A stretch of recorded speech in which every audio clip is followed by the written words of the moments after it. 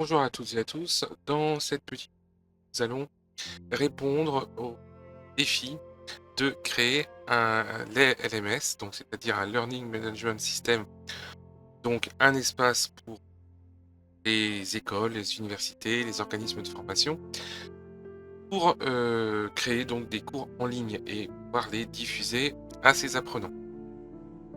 Dans cette vidéo, nous allons donc voir la totalité de l'installation et de la mise en place, du paramétrage donc de ce logiciel Tutor LMS que nous allons utiliser pour cela. Nous ne verrons pas évidemment la conception, la création des cours, puisque ça c'est tout à fait un autre domaine. Pourquoi un défi? Tout simplement parce que de nombreux organismes de formation ou écoles hésitent à mettre en place des systèmes de ce genre en considérant que c'est long et que c'est compliqué. Là, nous allons faire ça en quelques, on va dire quelques heures. Vous pouvez considérer que en environ 2 heures, nous aurons réalisé la totalité des éléments principaux. Après, il restera un petit peu de paramétrage et ça, bien entendu, ça va dépendre essentiellement de vous. Au niveau du coût de ces éléments, nous allons utiliser, une base WordPress, donc qui est, un logiciel gratuit et ensuite nous allons utiliser Tutor LMS qui est lui aussi un objet, gratuit, donc c'est un plugin gratuit, mais qui est en freemium, c'est-à-dire qu'il est une version professionnelle qui permet d'aller un petit peu plus loin. Dans les fonctionnalités dont nous avons besoin aujourd'hui, nous n'aurons pas la version professionnelle, même si elle va pouvoir vous aider, grandement sur certaines choses et potentiellement, je vais en fin de défi montrer la version professionnelle, et les fonctionnalités complémentaires qu'elle peut vous apporter. Mais bien entendu, là, nous n'allons pas nous en servir. Donc au niveau du coût, pour l'instant, c'est gratuit. Nous avons besoin également d'un hébergement, donc qui lui, bien entendu, sera payant. Nous allons prendre un hébergement OVH pardon, que nous avons déjà. Donc pour l'instant, il n'y a pas de coût supplémentaire.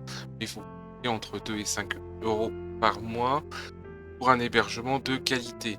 Bien entendu, plus votre LMS va être utilisé, plus vous avez de stagiaires qui vont s'en servir, plus vous allez avoir besoin d'un environnement qui soit rapide et avec des ressources importantes. Donc, je vous conseille d'utiliser donc soit des serveurs OVH, soit par exemple, vous avez d'autres services qui vont vous permettre parfois même d'avoir des espaces disques illimités, ce qui vous sera bien utile. Nous aurons besoin également d'un logiciel FTP qui va nous permettre de transférer le logiciel WordPress sur votre espace d'hébergement. Pour ce faire, j'utilise FileZilla, qui lui aussi est gratuit et qui est très efficace. Alors bien entendu, il faut ici cliquer sur Download FileZilla client, on va cliquer sur le serveur. Ensuite, laisser faire suivant, hein, l'installeur classique, et vous allez pouvoir l'utiliser. Au niveau de l'hébergeur, nous allons avoir besoin de un certain nombre d'éléments. Nous allons avoir besoin des données FTP, c'est-à-dire l'adresse du serveur, le login et le mot de passe FTP, donc vous aurez sur votre interface d'administration. Et nous allons trouver aussi les données pour accéder à la base de données, là aussi sur votre espace d'hébergement. Sur certains serveurs, vous n'avez pas besoin de faire ça puisque vous aurez directement, entre guillemets, l'installation en un clic de WordPress, et auquel cas, on n'a pas besoin de s'en préoccuper, on va directement le faire. Donc, pour accéder à WordPress, nous allons utiliser ici wordpress.org. Ah, nous allons éventuellement le télécharger en français, donc pour ça, nous cherchons WordPress. Vous allez retrouver fr.wordpress.org. Si vous faites tout simplement obtenir WordPress, alors attention à ne pas mélanger avec wordpress.com, qui lui est un système d'hébergement fourni par WordPress. Donc là, le télécharger, ici donc vous faites télécharger le dernière version. Donc là, la version qui est présente aujourd'hui, c'est la version 6.6.1. Mais bien entendu, vous trouverez d'autres versions qui sont possibles. Donc, nous allons mettre sur le bureau pour le moment. Là, charge. Ensuite, une fois qu'il est téléchargé, il va falloir le décompresser, puisque vous devez le mettre en ligne décompressé.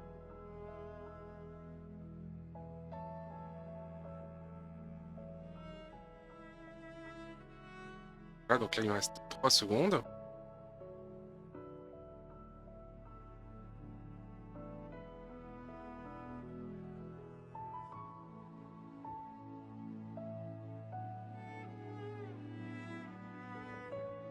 Donc, nous allons maintenant que le zip termine de se mettre sur le disque. On va aller le chercher. Et il va falloir le décompresser. Donc, j'utilise le décompresseur de Windows, là, qui va me l'extraire. Donc, là, ça prend un tout petit peu de temps parce que vous voyez, il y a un certain nombre d'éléments. Il y a 71 mégas, mais il y a quand même 3000 fichiers. Et ensuite, nous utiliserons donc FileZilla. Là, je vais démarrer FileZilla.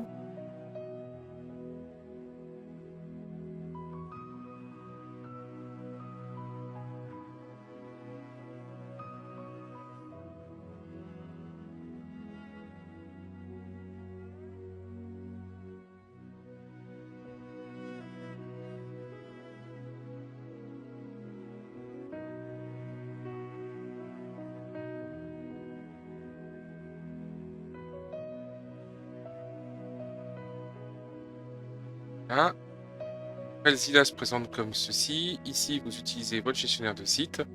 Là, je vais utiliser donc les éléments. Là, et vous avez sur votre gauche votre ordinateur et sur la droite, vous avez le serveur. Ici, la plupart du temps, on va vous demander d'installer donc WordPress dans le répertoire 3W, mais vous pouvez aussi l'installer dans un sous-répertoire. Si vous avez déjà un site d'installer sur ce serveur, vous allez avoir besoin, bien entendu, de créer un sous-répertoire et d'installer WordPress dedans. L'installation se fait tout simplement par glisser-lâcher et ensuite nous arrivons au même point que si nous avions un installeur intégré. Donc là, nous allons voir également l'autre version avec l'installateur intégré à votre hébergeur web. Donc ici, j'arrive sur mon espace. Donc là, ici, j'utilise un hébergement que j'ai déjà. Et là, on nous propose des modules en un clic. Alors l'interface, évidemment, elle dépend de votre hébergeur, hein. Là, ici, c'est l'interface de ovh.com. Mais si vous avez un hébergeur autre, comme par exemple AWS ou d'autres hébergeurs, vous allez avoir évidemment une interface différente, mais elles se ressemblent quand même relativement toutes. Donc ici, je n'ai pas de module installé, je vais faire ajouter un module. Donc là, il va me proposer un certain nombre de WordPress. Là, le module sur lequel je souhaite l'installer, donc là, il s'agit bien de... là, je vais faire donc 3w. Celui-là ou celui-là. Enfin, je vais faire ça. Voilà. Je vais faire l'installation en mode avancé. Donc là, les éléments se sont déjà positionnés. Alors là, bien entendu, ça sert à rien de regarder la base de données. De toute façon, on va la remplacer. Voilà. Ici, on va choisir le nom utilisateur, donc le mot de passe. Je vais choisir un mot de passe que je pourrai modifier éventuellement après. Et ensuite, nous allons pouvoir travailler. Donc ici, n'oubliez pas votre nom d'utilisateur, parce que ça, c'est le nom d'utilisateur de votre base. Ici, donc maintenant, on va mettre le nom de l'administrateur. Alors, il faut éviter, si vous ne voulez pas avoir de problème, de mettre des noms d'utilisateurs type utilisateur ou de mettre admin. route, etc. Vous trouvez autre chose. Je vais mettre ici un autre élément. Le chemin d'installation, c'est bien 3W.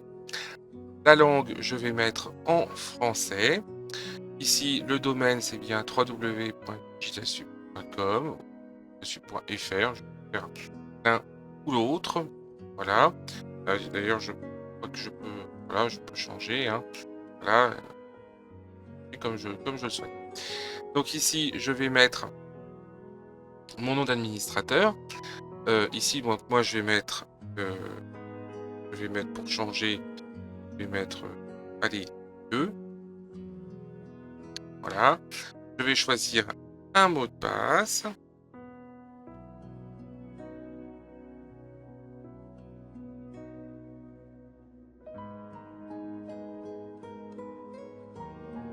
Voilà, donc je suis bien entre eux, j'ai bien tout. Voilà, j'ai bien mon domaine, j'ai bien mon chemin d'installation. Là, il me dit que c'est invalide.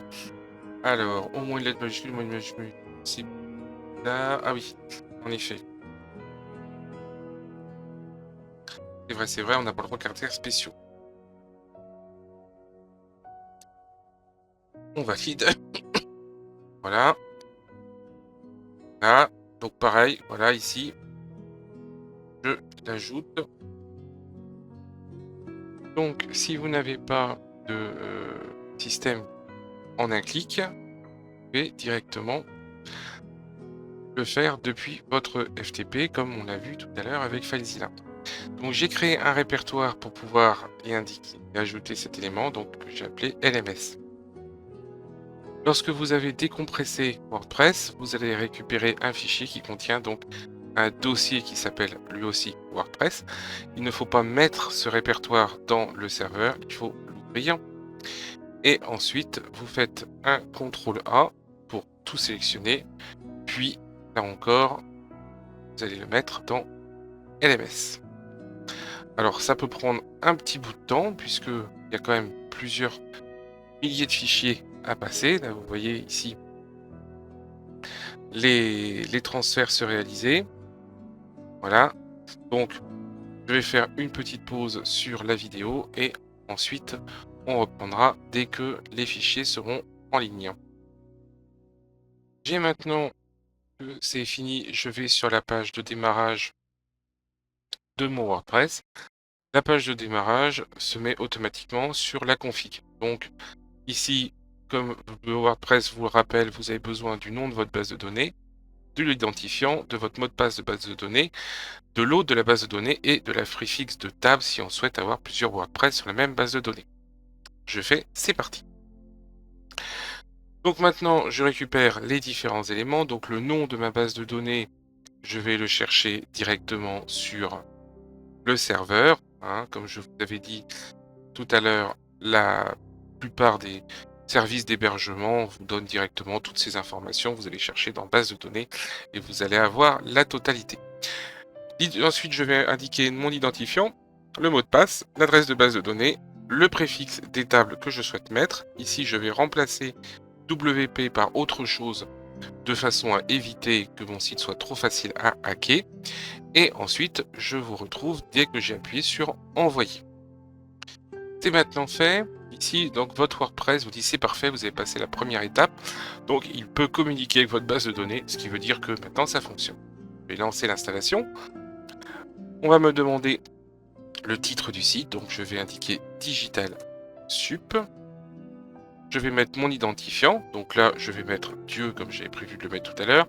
Le mot de passe est un petit peu trop fort, donc je vais mettre un mot de passe qui soit un peu plus facile. Voilà.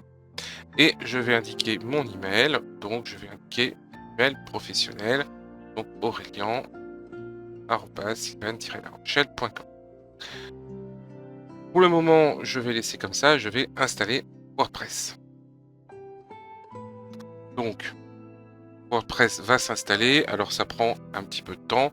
Là, vous remarquez que c'est déjà fait. Se connecter, donc je vais me connecter. Puisque j'ai demandé à mon navigateur internet d'enregistrer mon mot de passe est enregistré automatiquement. Bien évidemment, une fois que vous avez mis en ligne votre site, que vous avez commencé à travailler avec, vous allez changer l'identifiant pour vous garantir que vous n'ayez pas de problème. Pareil, je changerai mon adresse email pour que je ne risque pas de me faire hacker vu que cette vidéo est publique. Je fais ensuite se connecter. J'arrive sur le tableau de bord. Nous arrivons donc sur la deuxième étape de l'installation. Nous allons rien faire d'autre pour le moment. Nous allons donc installer Tutor LMS. Tutor LMS est une extension, donc on va aller dans extension installée. Là, vous remarquez qu'il y a déjà l'anti-spam qui est installé par défaut et Hello Dolly qui est une sorte de micro-extension qui est juste là pour montrer ce que c'est qu'une extension. Donc là, pour l'instant, on n'en a pas besoin, on n'active rien, on va tout simplement ajouter une extension. Je vais aller chercher donc Tutor LMS.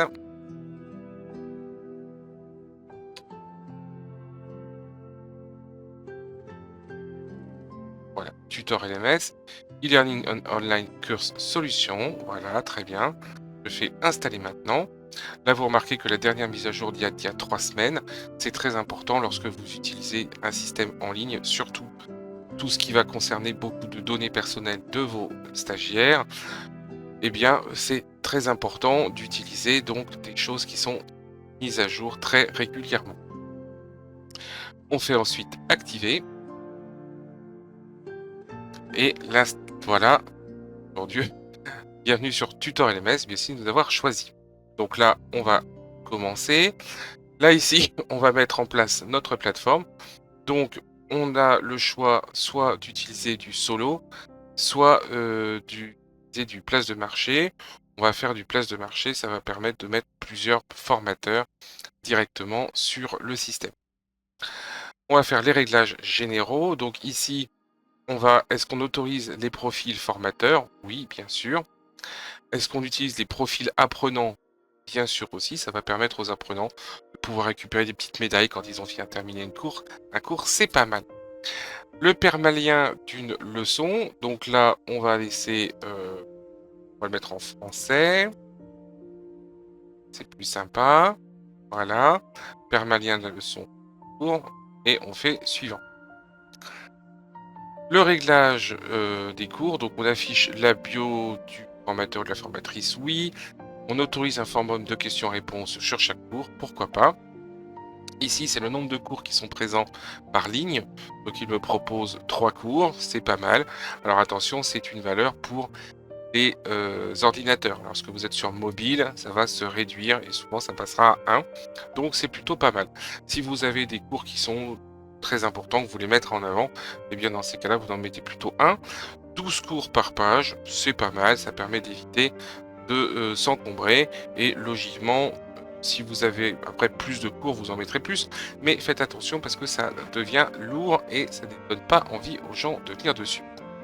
Suivant, donc nouvelle inscription, donc je choisis entre une inscription ouverte et une inscription fermée des formateurs. Donc là, ici, je laisse fermer pour que les formateurs ne puissent pas s'installer tout seuls. C'est important parce que à partir du moment où vous avez quelque chose comme des certifications, Calliope par exemple, eh bien, vous devez gérer votre CVTech formateur. Si vous avez des formateurs qui arrivent de l'extérieur, ça ne va pas vous concerner. Activez la formation des formateurs, puisque là, le but, c'est de faire un système LMS pour un organisme de formation. Vous gérez déjà largement vos gains tout seul. Vous n'allez pas le faire dedans. Paiement, donc comment inviter, autoriser les utilisateurs à acheter et consommer de contenu sans se connecter, donc non, puisque là encore, pour avoir un suivi des apprenants, vous devez savoir qui vient chez vous. Le taux de commission, donc là, on va le laisser comme ça et on va terminer la configuration, puisque vous rentrerez les stagiaires directement vous-même. Je vais mettre en PayPal. Voilà, ici, je fais terminer la configuration. Là, vous avez Tutor LMS qui s'est mis en place. Là, ici, vous avez, hop, je ne veux pas le faire. Donc là, pour l'instant, je fais ignorer. Donc là, vous avez Tutor LMS qui s'est activé. Donc, vous voyez que ça a changé quand même pas mal votre système sur votre gauche. Vous retrouvez encore article média page de WordPress, mais vous allez retrouver d'autres choses. Ici, nous allons sur modules et vous voyez que vous avez directement des modules qui sont préprogrammés et que vous allez pouvoir installer. Pour l'instant, on va pas le faire. On va s'occuper de créer donc un visuel. Mais avant, on va aller faire un tour sur les réglages généraux pour régler notre site. Donc ici, nous avons le slogan du site, Digital Sup. Donc là, on va utiliser par exemple euh,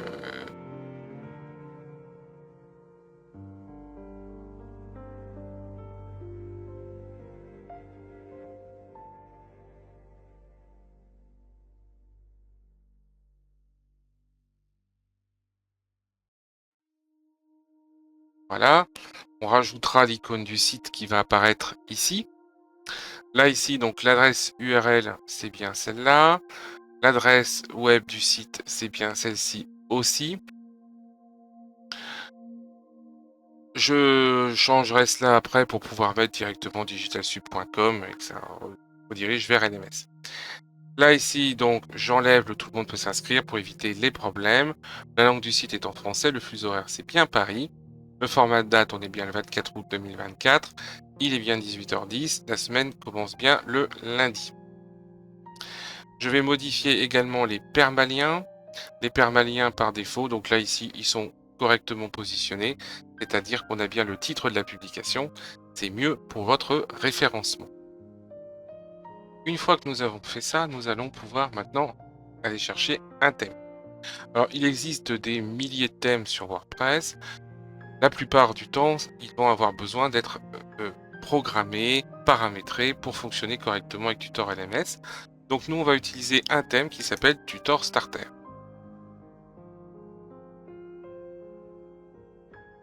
Alors, ajouter un thème. Tutor Starter. Voilà, donc là, vous avez le Tutor Starter. Nous allons installer ce thème. Voilà, installé, et nous allons tout simplement l'activer. Voilà, donc là vous voyez Tutor Starter qui est ici, et je vais pouvoir le paramétrer. Donc là, comme vous voyez, alors ce thème recommande d'installer le plugin TutorMate, donc je vais installer le plugin.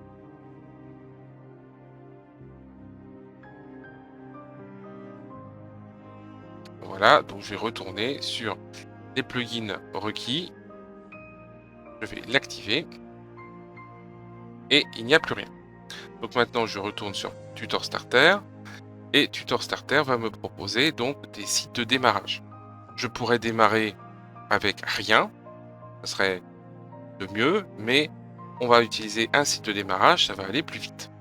Site de démarrage, là il me propose donc single course, instructor, marketplace ou university.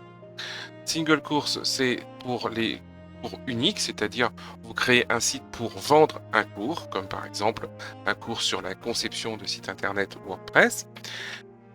Instructor vous permet d'avoir plusieurs cours. Marketplace vous permet d'avoir plusieurs marketplaces et donc plusieurs formateurs extérieurs. Et University, c'est la version la plus évoluée qui vous permet donc de gérer les différentes formations.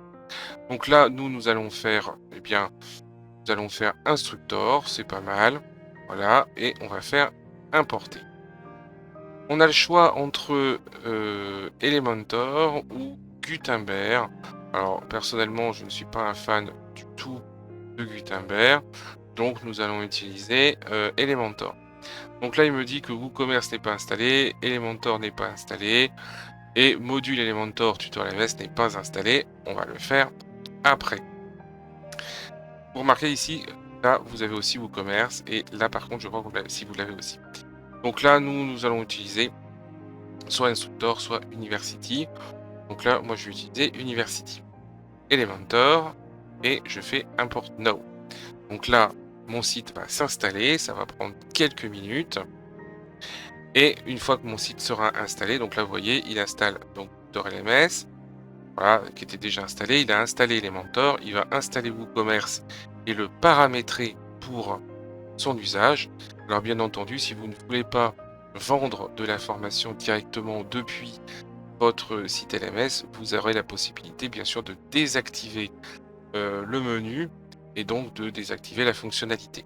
Donc là, il installe les modules Elementor Tutor LMS et il va installer les contenus de démonstration qui vont nous permettre d'avoir un site qui est déjà totalement fonctionnel. Là, vous voyez, ça va c'est relativement vite. Alors bien sûr, ce sont des éléments par défaut, vous devrez changer par vous-même les différents éléments. Là, je vais faire View. J'ai pas été assez rapide. Voilà, allez sur le site. Voilà, donc là, évidemment, je retrouve mon élément ici, je retrouve Tutor Starter, je retrouve les pages ici, je retrouve la course list. Voilà, je pourrais bien entendu changer les menus. Voilà, course list. Et là, je vais voir la liste des cours qui sont proposés. Instruction au cours, vous voyez qu'il a été partiellement traduit en français. Donc là, je vais en profiter pour changer éventuellement les menus. Vous voyez que ça va aller très très vite. Par exemple, le course list que vous allez rencontrer. Ici, structure de menu. Là, je suis sur le footer 1. Donc là, primerie, sélectionné. Voilà, course list.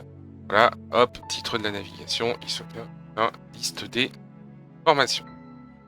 J'enregistre le menu.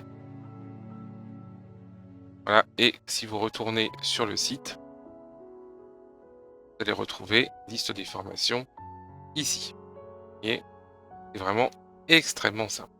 Je rentre dans une formation. Je viens de me proposer, pour l'instant, elles sont gratuites. Un cours de, oui, il faudra changer les noms. Ce matériel inclut les prérequis, les étiquettes et le public. Là, ici, qu'allez-vous apprendre à propos du cours? Donc, vous avez déjà une grosse partie des prérequis Calliope, puisque vous avez qu'est-ce que vous avez dans le cours, les prérequis, le public visé, le contenu pédagogique et ici le à propos du cours contient les méthodes pédagogiques. Je vais m'inscrire maintenant, ce qui va me permettre de voir qu'est-ce qu'il y a dedans. Donc je me suis, alors le cours n'est pas terminé, je me suis inscrit, ok, et donc là je vais retourner sur mon cours, donc là il est à 0, ok, je vais retourner sur liste des formations. Je retrouve ici, là je fais commencer à apprendre. Là, là j'ai accès. Alors bien entendu, il n'y a rien dans le cours, hein. Il n'y a rien dans le cours. Là, je suis inscrit au cours. Voilà. Là, je vois les annonces du cours, je vois les infos.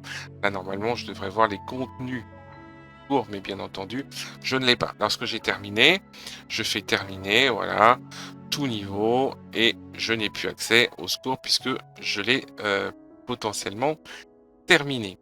Voilà. Donc là, ici, c'est une fiche. On va voir maintenant qu'est-ce que ça donne côté de l'installation. Donc là, ici, nous avons les différents éléments LMS, les cours. Donc là, ici, regardez, hop, je vais retrouver tous les cours qui me sont proposés. Donc là, sujet non 0, tout est à 0, bien évidemment. Pour créer un cours, il me suffit de faire ici ajouter. Je vais saisir le titre du cours. Donc là, par exemple, je vais indiquer allez, on va indiquer préparation à Illustrator. Pourquoi pas.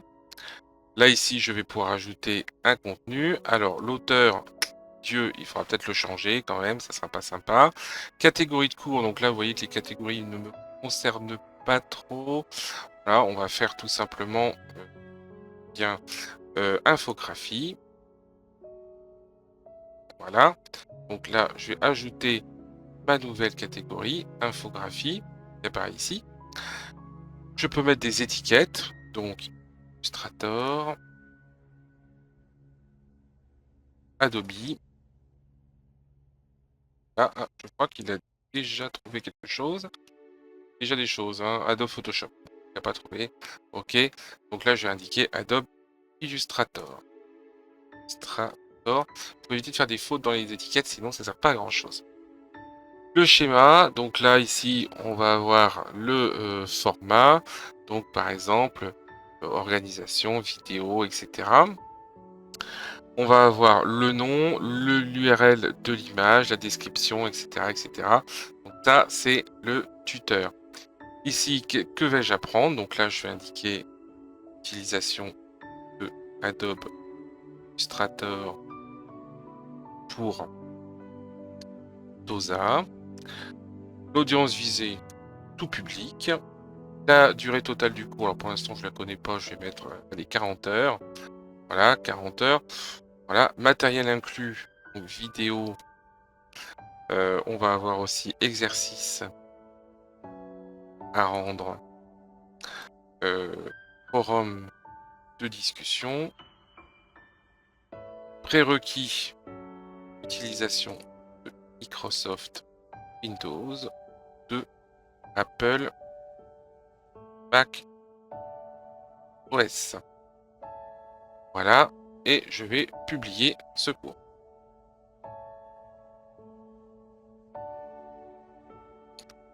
Donc, le cours est publié. Là, on retrouve les éléments et on va pouvoir maintenant retourner dans le tableau de bord. Alors, je peux faire aussi modifier le cours. Voilà, je peux faire aussi modifier le cours ici, mais bon, là, je vais le faire là. Voilà, ici, préparation du TOSA Illustrator, et je vais faire modifier le cours. Voilà, et on va voir comment est-ce qu'on va pouvoir ajouter des éléments. Donc, le maximum d'apprenants, pas de limite. Le niveau de difficulté, donc là, on va mettre que c'est intermédiaire. Est-ce que le cours est public? Donc, pour l'instant, je ne vais pas le mettre. Voilà.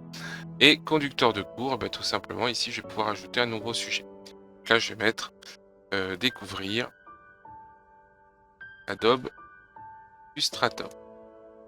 Résumé, j'en mets pas pour le moment. Ajouter le sujet. Ajouter, voilà. Et à l'intérieur, je vais pouvoir mettre donc une leçon. Je mets le contenu de la leçon, donc soit je le tape, soit je le mets directement en vidéo. Et là, il n'y a aucune source vidéo sélectionnée depuis les réglages. Donc ça veut dire qu'il va falloir sélectionner dans Réglages, il va falloir sélectionner les sources vidéo. Alors moi, à titre personnel, je range mes vidéos sur YouTube. Donc il va falloir que je me rajouter un élément pour me connecter avec YouTube. Donc là, hop, autoriser, je retrouve vidéo source préférée, YouTube, et je vais donc illustrer les modifications. Alors je peux aussi faire d'ailleurs embarquer, ça va me permettre de rajouter des éléments.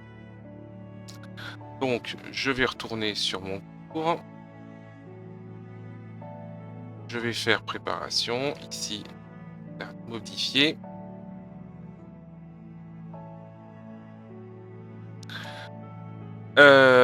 J'ai donc bien retrouvé mon cours Découvrir Adobe Illustrator, que je peux donc faire ici, rajouter une leçon. Voilà, sélectionner la source de la vidéo, donc soit vidéo embarquée, je place mon code d'intégration ici, soit YouTube, et je colle tout simplement l'URL de ma vidéo YouTube. Donc je vais chercher une vidéo YouTube que j'ai déjà sur mon YouTube. Donc là ici j'ai un contenu qui n'est pas un contenu Illustrator mais un contenu SolidWorks, pas de problème. Donc là ici je fais partager sur ça, copier, voilà, coller ici la vidéo YouTube, voilà, et je vais indiquer c'était créer des pieds de table basse. Je fais mettre à jour la leçon. Voilà. Je mets à jour le cours.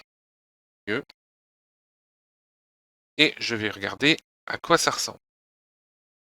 Donc, liste des formations. préparation du TOSA Illustrator.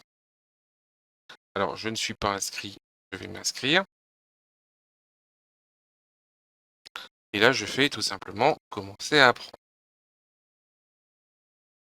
Là, je retrouve les différentes leçons, découvrir Adobe Illustrator, créer des pieds de table basse. Donc là, ça me met 0 puisque je ne l'ai pas encore regardé. Et il me suffit tout simplement de regarder les 20 minutes de vidéo. Et ici, j'aurai la durée qui va apparaître. Voilà. Quand j'ai terminé, je fais marquer comme complété. Voilà. Tac. Alors là, ici, je n'avais pas indiqué la dimension, donc évidemment, ça ne fonctionne pas. Voilà. Alors là, il m'indique que le tour est terminé, bien sûr. Voilà, puisque je n'ai pas tout indiqué dedans. Donc je vais remodifier ça. Vous voyez, après, c'est quand même très simple à concevoir. Donc on va faire modifier. Je vais donc modifier ici mon pied de table basse. Et j'indique que j'ai 20 minutes. Mettre à jour la leçon. Voilà. Et j'ai directement les différentes choses. Donc ensuite, je peux rajouter d'autres types d'éléments. Là, je peux aller sur leçon 2. Là, je vais ajouter, par exemple, créer une police. Je peux faire un contenu de leçon directement ici. Voilà. C'est-à-dire que je peux directement taper des choses ou proposer un autre cours directement ici en allant chercher un ID de cours ailleurs. Je peux mettre une image en avant. Je peux ajouter d'autres éléments, télécharger des fichiers d'exercice dans la leçon. Et comme ça me fait une leçon complète. Je peux ajouter un quiz. Donc, je vais rajouter mon titre de quiz, le résumé, donc quiz Illustrator, résumé quiz partie 1, voilà. Et je vais tout simplement ajouter les différentes questions, voilà, avec soit du vrai-faux, soit un seul choix, soit du choix multiple, soit du remplir à vide, réponse en image, correspondance d'image, voilà, on peut faire vraiment énormément de choses. Donc là, par exemple, si je fais du choix multiple, je vais réponse nécessaire, aléatoire pour que les questions changent d'organisation. Quelle est la couleur primaire que vous préférez?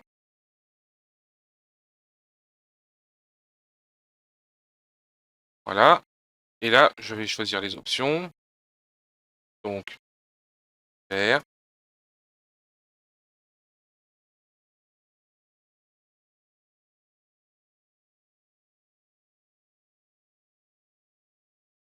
etc., etc. Voilà, je l'ajoute aux questions. Ah oui, bien sûr, j'ai pas mis la réponse. Donc, titre de la réponse, vert, bleu. Parce que le vert, pas une couleur primaire. Sauf en CMJN. J'ajoute aux questions. Alors, j'ai pas fait de... Voilà. Point pour cette réponse. Oui, c'est bon. Description. Et je sélectionne la bonne réponse. Celle-là. Et j'ajoute aux questions.